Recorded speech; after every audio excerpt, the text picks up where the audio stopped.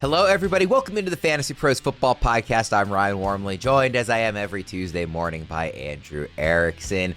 It is extra early because Erickson has a flight to catch, which is extra rude because it gives me less time to recover from that Monday Night Football game. Yet I am still here trying to power through. I told you before the show, I'm pretty much good if the Ravens stop playing primetime games because I've been deeply unhappy multiple mornings here this season. You know, you wait all offseason dreaming of big things, and now it's already like, oh boy, they're staring down, you know, the possibility of 1-3 going up against the Chiefs next week, and I'm not feeling great about it, Erickson. Yeah, not only do the Ravens keep losing games, but you're losing sleep now because you have to stay up all night to watch these Ravens games for them just to lose because Derrick Henry keeps fumbling the ball. I mean, he's putting on his best Ramondre Stevenson act by fumbling the ball in the fourth quarter. 3 fumbles in 3 games. Does he have the yips? Again, I've never seen a guy of his stature look so defeated on the sideline. He's King Henry, and I was immediately thinking about that meme where it's Mario, and he's like, you dropped this, King. And I'm like, Derrick Henry, you dropped the ball again, even though you are the king. What's going on, man? Yeah, not good vibes from the Ravens right now. That actually is a pretty funny meme. I won't put it on the Fantasy Pros account for, you know, personal reasons, but that is a pretty good one. Yeah, I 38-30, by the way, is the final. We do usually talk about Monday Night Football. I don't know that there's actually much to say, even setting aside the jokes of me being, you know, depressed this morning, because we expected a really high-scoring game where everybody kind of shows out. That is basically what happened. We did get our first good games this season from Mark Andrews and Rashad Bateman, who had 6 for 91 and 2 touchdowns. For Andrews, Bateman was 5 for 63 and 1 touchdown. They had the most targets on the team. The Lions took away Zay Flowers, who had been really good this year. I don't think we're panicking on him. I still think he's a really high floor player who's going to have spike weeks. I continue to be worried about the touchdowns, which obviously he didn't get one yesterday. I was also saying to you, just like, I think so far the start of this season is proving that Lamar is the most valuable player if we are accounting for the team around him, because he basically is playing with last year's Bengals defense right now, and he's playing with the offensive line looks really bad. Now they faced a couple of really good defensive linemen, you know, Myles Garrett, Aiden Hutchinson, but it doesn't look good. And now his superstar running back, which was the big case against him winning MVP last year, like, oh well, he is Derrick Henry. It has a fumble in every game, including 2 in the fourth quarter of the losses. So like. And Lamar's been playing amazing through it. Like, I think this is the best he's ever looked, honestly. It's just everybody else around him is letting him down. Yeah, definitely I don't know what the MVP odds are right now, but I would assume it's Lamar, Josh Allen, Justin Herbert. It's got to be those 3 guys at the top. I wouldn't be surprised if Herbert ends up winning just because people like to give it to, you know, a new winner for the first time. And he does look awesome, and the Chargers are going to win a lot of games. But my point is less that, like, Lamar must be the favorite and just that, like, he looks amazing despite everything around him being terrible. Yeah, and I imagine now if teams are looking at Derrick Henry and now don't try to just tackle him, just go after the ball. Like maybe that's a new strategy for teams because he's so hard to tackle anyway. It's, hey, forget about trying to tackle this guy. Just go for the weak spot. Go for the ball. So we'll see how Derrick Henry rebounds in week 4 against, another tough matchup, run defense for the Kansas City Chiefs. Yeah, it's tough because, like, you're not sitting Derrick Henry, right? Like, that's not the advice we're coming on here giving. But, like, I would definitely, like, avoid him in any kind of daily fantasy format. And, like, I would be lowering my expectations. If you're the type of person who makes like fringe starting decisions, like, oh, my second flex, if I expect these other guys to have a bad day, I'm going to go for the higher ceiling rather than the higher floor, which, you know, on the one hand, I sometimes say, like, just pick the guy you think is going to score the most points. But on the other, like, I totally get that as a lineup setting strategy. I would have a low expectation for Derrick Henry this week because the Chiefs are a good run defense. And it, like, you mentioned the yips as a joke, but, like, I do think it's one of those things that when this starts to spiral, I don't think him fumbling initially was like a sign of things to come, even if it plays out that way, because I think it become a mental thing where it almost has a snowball effect, and just like you get this, that snowball becomes an avalanche, right? And it just gets worse and worse because it becomes a mental thing. Yeah, I mean, we see these things spiral, like you said, and if he's thinking about it, right? It just becomes an issue, because again, it's never an issue until the guy starts fumbling the ball, and it's like, well, what's going on? You start second guessing yourself. And this is just goes with any type of athlete when you start to go through a slump. You know, whether it's in baseball, whether you're a kicker, you're missing field goals. Like, it's not about his inability to be a running back and hold onto the ball. It's just, hey, you got to squeeze the ball, and now defenses know that they're going to attack that. So, one last thing with the Ravens too. Mark Andrews, is he a sell high? After 2 touchdowns, 1 garbage time touchdown as well. If people didn't finish watching the game, one of them was in total like garbage time. Listen, the way Andrews has been playing this year, you don't care if it's garbage time. You'll take the kit. Likely's coming back. I was going to say Likely is going to be back soon. For as much as we really like Likely and think he could be a superstar, he has never really actually overtaken Mark Andrews, and the opportunity might have been there if Andrews was playing really poorly, but if he's starting to play better, like Lamar does trust Likely, but he will, like, Andrews is the guy that he trusts more than anybody, particularly in the red zone. And if Andrews is playing well, like, multiple years now, we've said like Likely's kind of more explosive as a player and has better yards after the catch. And yeah, it's always been Andrews, by the time we get to a couple months into the season. So I actually am really genuinely torn on answering that. I don't know if he's a good sell high or not. I wouldn't blame anybody for selling high and saying, let's, jump on this opportunity because you don't know when you're going to get it again. But I also would not be surprised if this is similar to last year where it's slow start and then it just turns into a guy who's like going to catch 10 touchdowns because the offense is really good. And that's who Lamar looks to. Yeah, I mean, if I can flip him for Tucker Kraft right now, I'm trying to do it after Kraft's coming off a stinker. So yeah, that's what I would do. I mean, I do like Kraft better. The last thing I was going to say on the Ravens, and then we will move off this game, is I said before the season that my biggest concern for the Ravens was the rush defense. I don't think people talked enough about Michael Pierce retiring. He did a lot for them in terms of the run defense. And like, I know people were very surprised because it's the Ravens. They're at home in prime time and seeing them get run all over the way they did. I was not that surprised. I actually was surprised that the longest run Gibbs had was 9 yards. That was surprising to me because Montgomery had a 72-yard. I know. Montgomery having the 72-yarder was just crushing. But I really I think a lot of teams are going to run on the Ravens this year. Like I have a lot of faith in the secondary long term this season. I don't have that same faith. Especially if Madubuike is hurt, long term, and he's a neck issue. I wanted to mention that. Like, that's a big loss. Yeah, no Van Noy, no Madubuike. Like, I don't know. I would be concerned about the rush defense, and I know Isaiah Pacheco is tricky to discuss what to do with him right now, but I would probably start him against the Ravens next week, honestly. Dude, if you want 45 rushing yards, he's your guy. All right, let's jump into our buys and sells. This is our running backs show. We're going to be splitting this into 2 parts all season long. So this one, we're going to talk some macro level trade strategy and then dive deep into the running backs to buy and sell. We'll have a second part where we hit on receivers, some quick notes on quarterbacks and tight ends, and take it from there. But this will be the running back one. So please, watch or listen to both shows if you're interested. Before we dive in, we do like to get some kind of high-level, 30,000-foot view trade strategy advice from Erickson. So heading into week 4, what are you looking at right now? Looking at the rookies. That's who I'm going to talk a lot about trying to go after and trade this week. We saw some rookies break out in week 3. I wish that I was sharp enough to be ahead of the curve when it came to Omarion Hampton and Quinshon Judkins. I was not. I didn't bring up either guy last week. If anything, I was kind of pouring cold water on Omarion Hampton. Najee gets hurt, and now the whole rest of season outlook is completely different from Omarion Hampton after coming off his best game of his career. So again, just a reminder that sometimes rookies, it takes a couple weeks to get them going. Sometimes it's just you just need that one matchup, which I'm going to talk about today as well with some of the players we're looking to buy. Is, hey, sometimes the first couple weeks of the schedule are just tougher matchups against good defenses against that position, and that's maybe why these rookies aren't necessarily firing. But yeah, a couple weeks in, we saw it in week 3.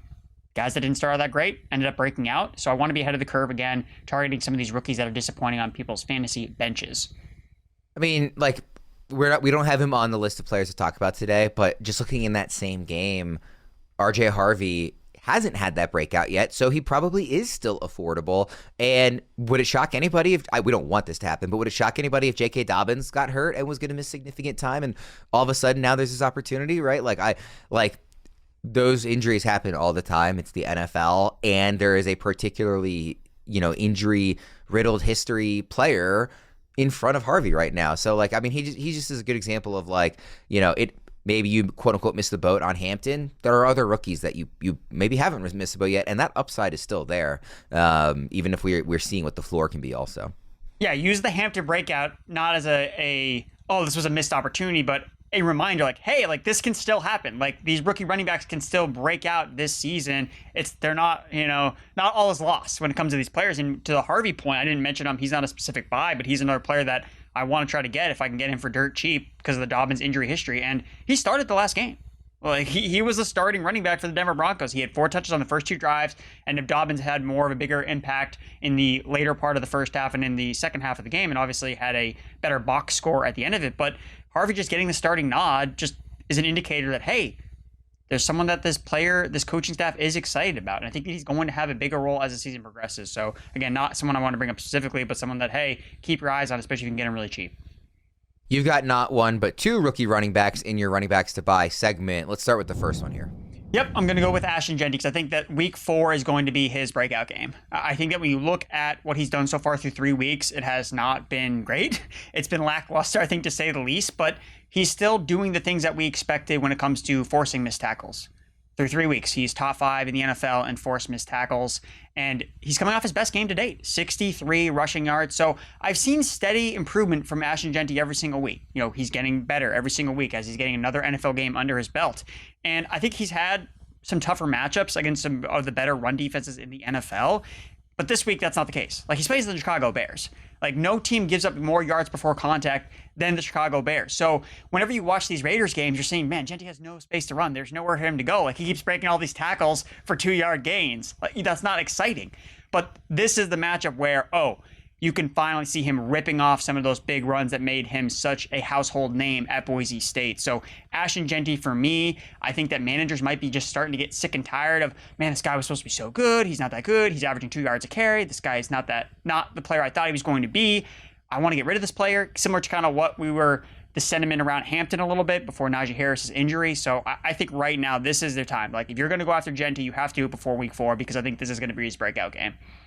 Do you feel like, and maybe this is less of a question specific to Jeanty and more of a macro level kind of just your experience with making trades in fantasy, do you feel like managers are less willing or really they have a higher asking price for players that they drafted really early? Because I do feel like even if a manager in a vacuum would look at Ashton Jeanty and say, yeah, this has been disappointing, I want to sell him with the name value. I feel like a lot of the managers that I interact with in trying to trade in my leagues, maybe this is just anecdotal, but I feel like a lot of them are like, if I spend a first or second round pick on this guy, I am much less willing to accept the sunk cost of selling low. And like, even if you go down with the ship, and that happens, like if Jeanty was a true bust this season, all season long, there are managers out there who would still be starting him in week 11 and they'd be, 2-8 on the season because they just keep rolling him out. Do you have that experience too, where maybe it's not as easy to buy low on a guy like Jeanty just because, hey, I spent the 14th overall pick on this guy. I literally can't sell low even if I want to. Does that make sense? Yeah, no, I think that definitely makes sense. It's definitely hard to get the players that were drafted so highly because those managers want to see the ROI. They want to see this pick work out. They don't want to jump ship, like you said, so early on. But if you are 0-3, and Ashton Jeanty's a big part of why you're 0-3, I think that you may be more apt to move off of him because you may even acknowledge, hey, I think that Jeanty could still be a big hit in the second half of the season, but I'm sitting at 0-3 right now and I can't afford to wait necessarily. So maybe if you're looking for a Jeanty trade, you look for a manager that is 0-3 with Ashton Jeanty, because we know that the 0-3 teams are much more, and this goes into the other macro level of kind of approaching trades this week, is the 0-3 managers. Like, those are the managers you want to come after when it comes to trades because they're going to be open for business as they try to blow up their team and try to make moves because they want to get back in contention. You don't want to start 0-4 or even like 0-5. So I think that would be my other layer of, okay, a 3-0 team with Jeanty, they're probably not going to move him because it's been okay. Like, I'm still winning games. Jeanty's going to be continuing to get better. The Bears matchup is really good this week. I'll hold him. But I think an 0-3 team that has Ashton Jeanty might be more apt to move off of him. Is there just because he's a big name, I want to ask you one more follow-up question on Jeanty. Is there a specific name in mind of a type of guy you would look to move for him? Travis Etienne. Okay. Rest of season rankings, they are very close. Jeanty's RB11 and Etienne is RB14, so not far off. I think that's a deal you get done just based on what they've done so far.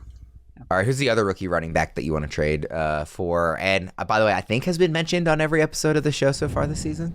Yep, TreVeyon Henderson, because this has to be the time to get him, because if he doesn't hit against the Carolina Panthers, who the Patriots are playing in week 4, after you saw both veteran running backs of the Patriots fumble combined for 3 fumbles in week 3. Stevenson had 2, Gibson had 1. After those guys fumbled, they didn't touch the ball again in the fourth quarter. It was all TreVeyon Henderson. So I know Mike Vrabel said post-game that they still want Ramondre to be a big part of what they're doing moving forward, yada, yada, et cetera, et cetera. But I don't think that that's necessarily going to be indicative of what we see. I think that this is going to be Henderson's opportunity to kind of take this backfield and carve out a standalone specific role. We already know what he can do from a pass game perspective, but the explosive rushes really haven't been there for him this year. Even though he's averaged 4 targets per game, he still hasn't ripped off that really big run. And even if you just look at the box score from last week, really low yards per carry, I don't think he looked bad. He just didn't get any space to rip off one of those big runs. But if he's ever going to run for a 50, 60-yard gain, it's going to be against the Carolina Panthers. Like, we know this is the worst run defense in the NFL. And I know that even the Falcons didn't score against the Panthers last week. You still saw some big runs from Bijan Robinson, especially as a pass catcher. So I think this has to be the game for Henderson to really hit. And the Patriots actually have a lot of good running back matchups coming up even after they face Carolina at home this week. So I think that right now this is kind of like your last chance to get in on Henderson, because I think that week 4, again, similar to Jeanty, is a breakout potential game for this rookie running back. First of all, apologies that to everyone for hearing me sneeze. It came so quickly, I did not have time to mute myself. Gazoon tight. Yeah, thank you. Second of all, yeah, like Henderson, the case is so clear, right? Like, there has never been a more obvious, like, this will be an opportunity here because of the fumbles of everybody else in the backfield, and he's not a guy who fumbles himself. So I get it. I mean, I guess kind of same for Jeanty. I'm curious, like, what you think an appropriate price is to pay for Henderson, because unlike Jeanty, this was not a first-round pick for people, so they, I think are maybe more inclined to say, like, yeah, I just want to be done with it. But there are going to be, pretty smart managers who would look at the same situation and say, well, let me hold on one more week because I think the breakout's coming. So if you want to entice that manager and say, no, I know you want to hold on for one more week, but I am this convicted about it, like, how aggressive are you willing to be in this trade? Would Keenan Allen get it done?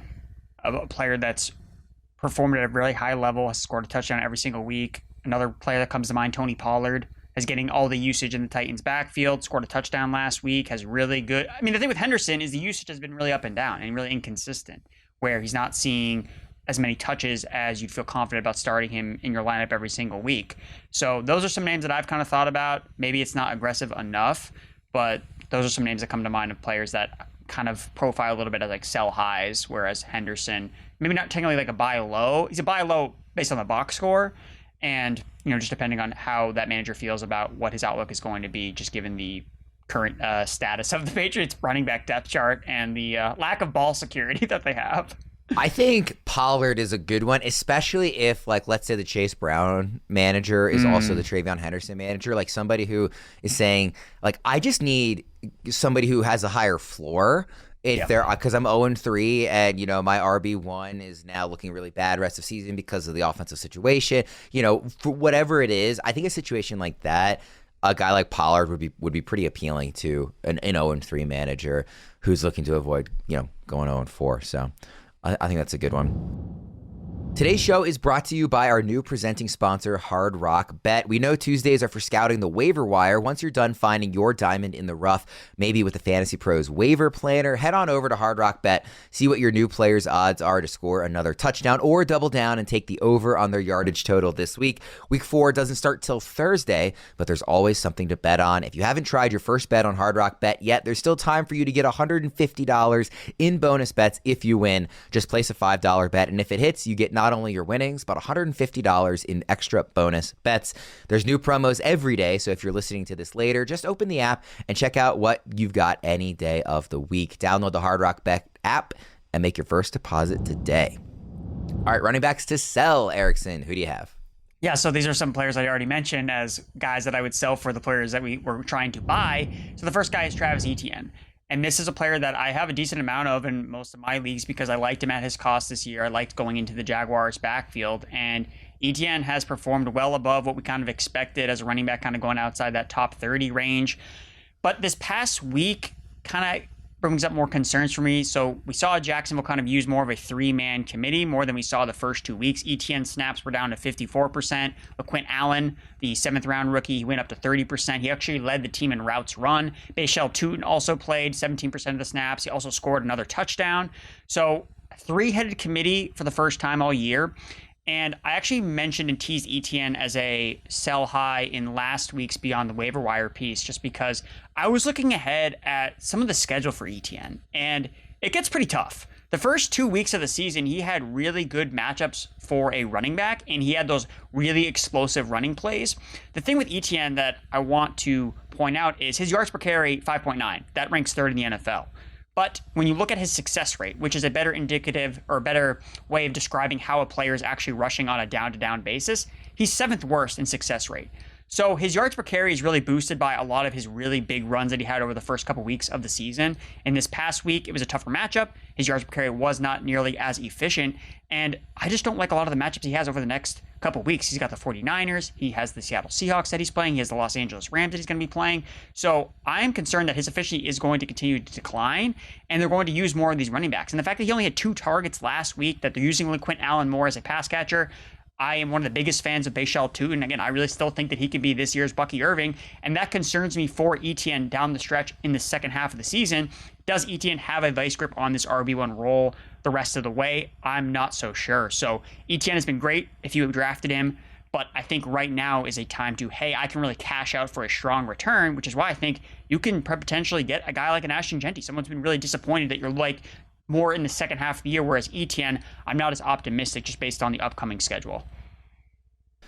Yeah, the first point I was going to bring up to just play devil's advocate was going to be that, in terms of the usage this week, like this was A, kind of a weird game, and B, like Houston's defense is really good, and maybe in other matchups, we wouldn't see it play out that same way. Maybe that was something specific for this game. But you are right. You were mentioning some of the defenses that they are facing coming up. You didn't even mention the Chiefs that they're playing in 2 weeks, which is another tough one. So, before the bye, it's a pretty tough stretch. And then coming out of the bye, they get the Raiders. But then after the Raiders, they get Houston again, and then the Chargers, who are a really good defense. So, between now and week 11, they get like 1, maybe 2.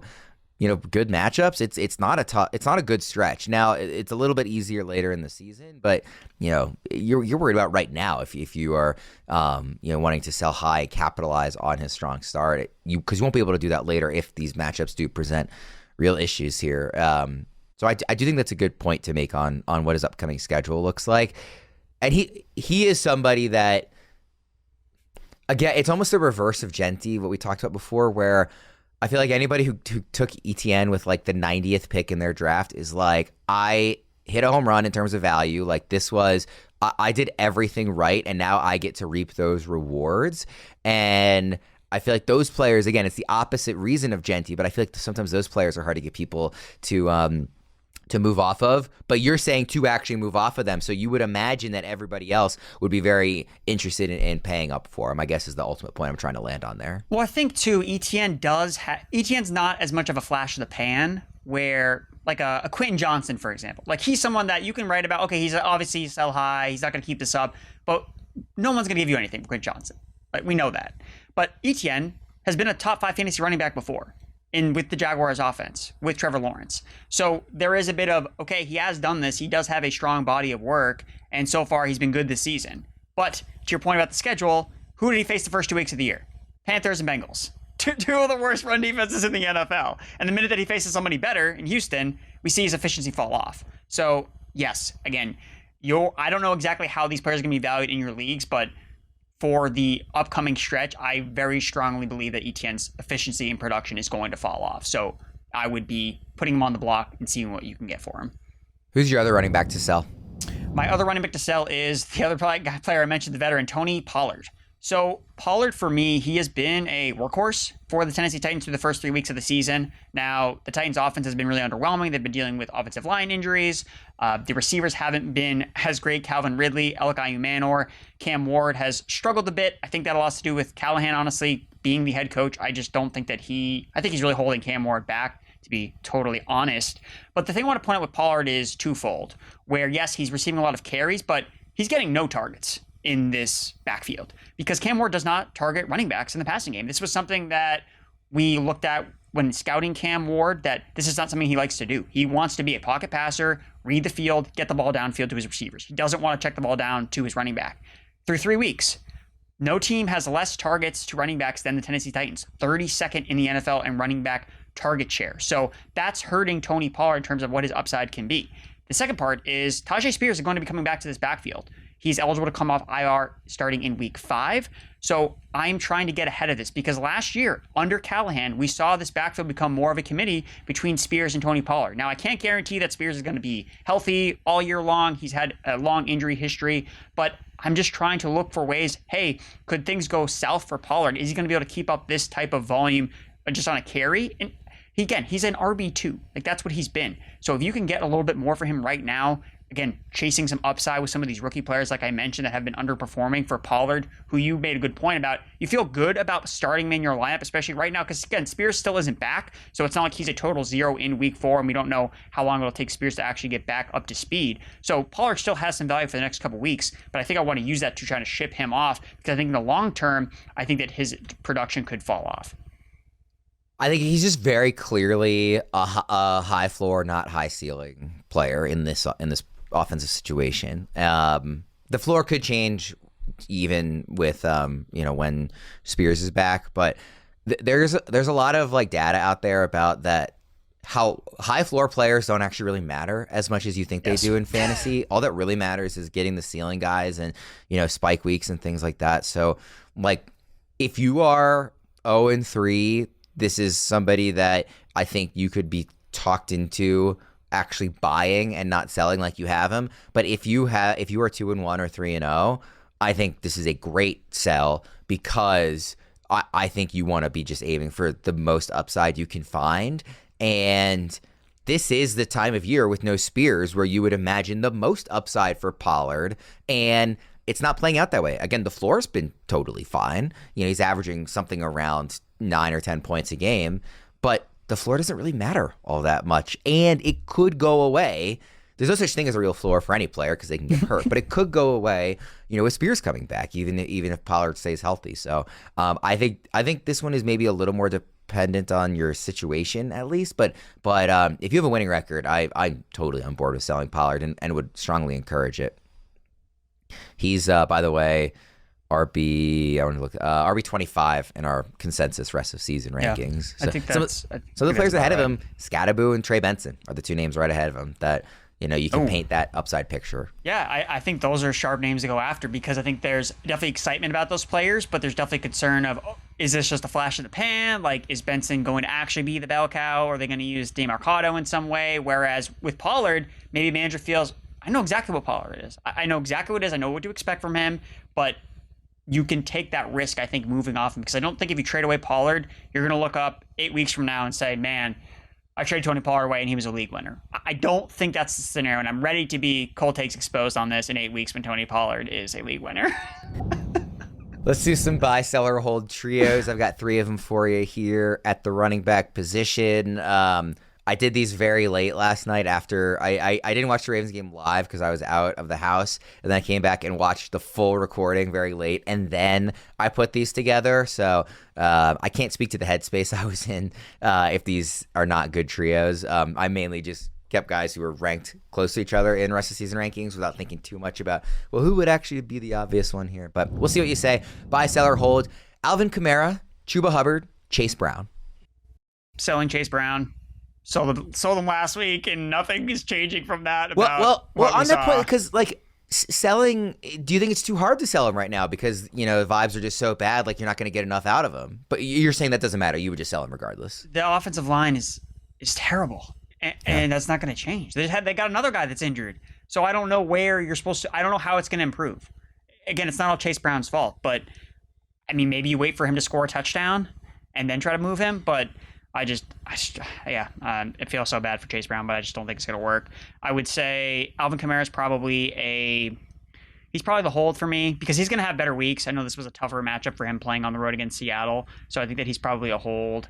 And then I guess Chuba Hubbard's probably the buy for me. Again, I don't particularly like buying any of these running backs, Maybe Kamara would be the better buy then, because he will have, at least I feel pretty confident about his volume. And Chuba Hubbard kind of split a little bit more with the work with Rico Dowdle, so that does concern me. So you know what? I'm not buying any of these guys. So I'm making my own rules. You're rejecting the premise of this segment. I told you the running backs I wanted to buy, and they were not on this list. Well, yeah, we already talked about it. That's why I didn't include them here. All right, so we're not buying Kamara, Hubbard, or Chase Brown. Let's go to the next trio. Trey Benson, Cam Skattebo, J.K. Dobbins. Definitely would sell J.K. Dobbins. We talked about Harvey a little bit earlier. It's just not a matter of if, it's just a matter of when the wheels fall off, the tires fall off of J.K. Dobbins. He's been really good to start the year, which is what we expected, kind of in a similar way that we talked about with Tony Pollard. Beginning of the season, this was when Dobbins was going to be most productive, but there has to be an opportunity to get off the bus, get off the train, because eventually we're going to see these other running backs work in a little bit more, or if Dobbins suffers an injury. So he would definitely be the sell for me. I think Skattebo would probably be, I'm trying to think, the hold or the buy.